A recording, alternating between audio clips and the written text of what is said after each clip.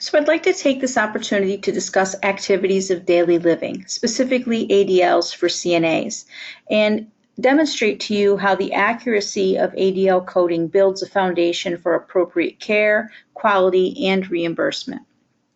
So ADL coding is a two-step process. First, we're looking at the self-performance of the resident, and then we're adding the support that was provided by our staff. What the resident did for themselves is self-performance, and you'll notice across the top of each of these, if you're still on paper, you're going to code the appropriate letter that corresponds with this coding. But what you're seeing is the PCC screen that you will see on the kiosk as you are coding your ADLs for each of the ADLs that you code for. So it's the same code, the same key for all of them. Independent means no help or staff oversight was provided at any time for the task. The next level would be supervision, where you provide oversight, encouragement, and cueing, but you're not touching the patient or doing anything in regards to that. Then we have limited assist, where the resident is highly involved in the activity and the staff provides some guided maneuvering of the limbs or other non-weight-bearing assistance. And then extensive assist, the resident is involved in the activity, but staff provide weight-bearing assist or support. Total dependence is full staff performance, meaning the patient did not help one iota in any portion of the task or the subtasks. And activity did not occur. You code that when the family or non-facility staff provided 100% of the care, or truly that activity did not happen during your shift.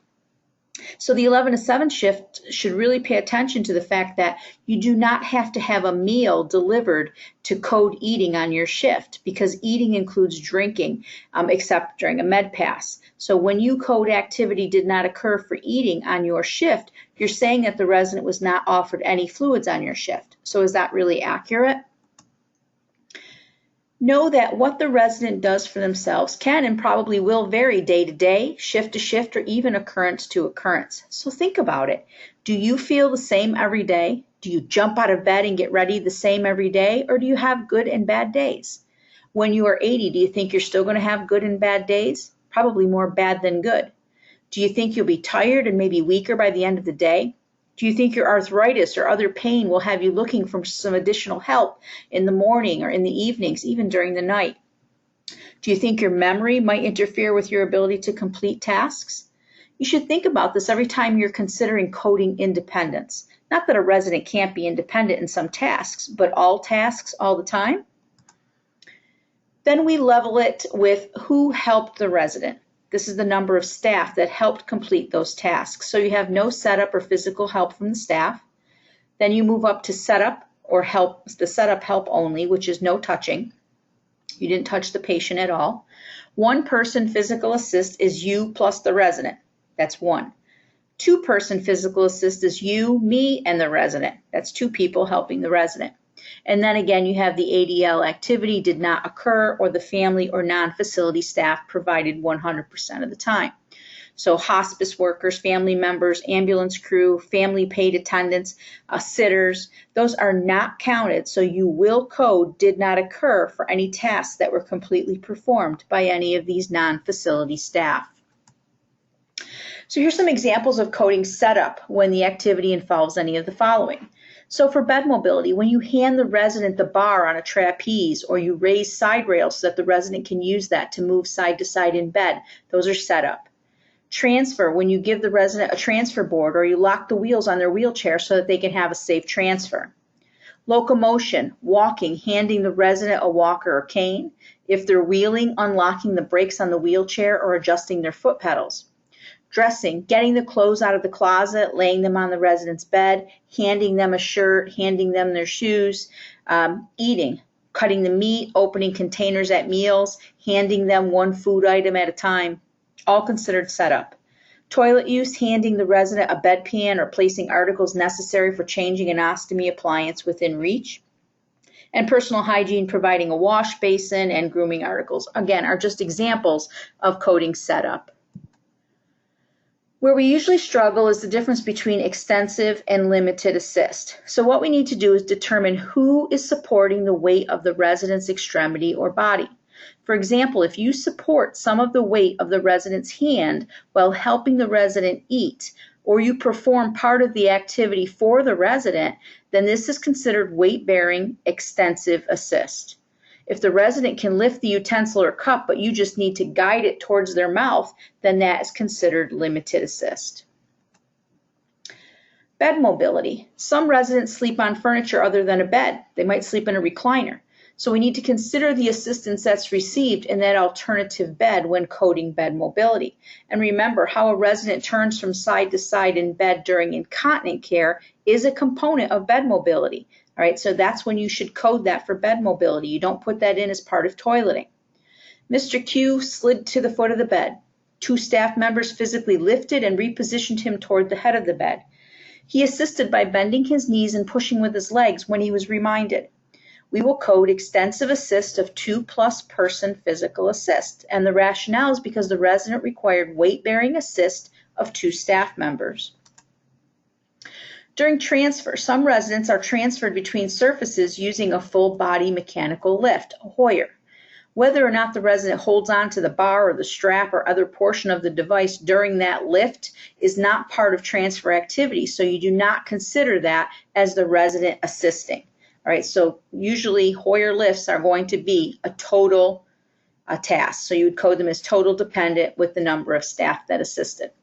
Transfers that require the resident to bear weight during the transfer, such as a stand pivot lift, should be coded as extensive because the resident's actually participating in some of the weight bearing in the transfer and the lift is providing weight bearing support. Mrs. B required weight-bearing assist of 1 staff member to partially lift and support her when being transferred. So you would code extensive assist with 1 person physical assist because she partially participated in the task of transferring and needed weight-bearing assist of 1 staff member. Toileting. So we do not include emptying a bedpan, a urinal, a commode, a catheter, or an ostomy bag. That's not considered.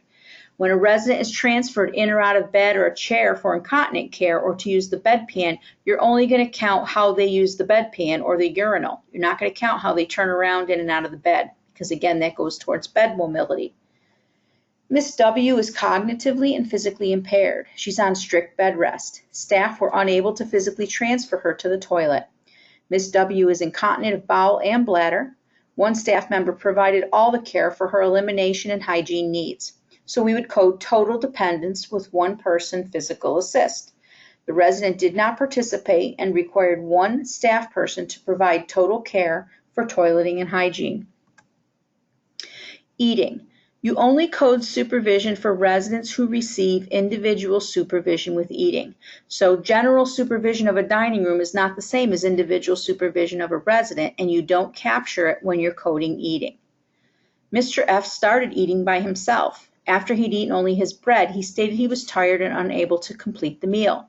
1 staff member physically supported his hand to bring the food to his mouth and provided verbal cues to swallow the food. The resident then completed the meal. You would code extensive assist of 1 person physical assist. The rationale is the resident partially participated in the task, but 1 staff member provided weight-bearing assist with some portion of the meal, no matter how little that is. Residents that have tube feedings or IV fluids, a lot of times people are coding 8s for this. All right, we would code extensive assist if the resident did not participate in management of the tube feeding or IV, but did participate in some aspect of taking food by mouth. So these are for the people who are not NPO and they take food as well as have an IV or tube feeding.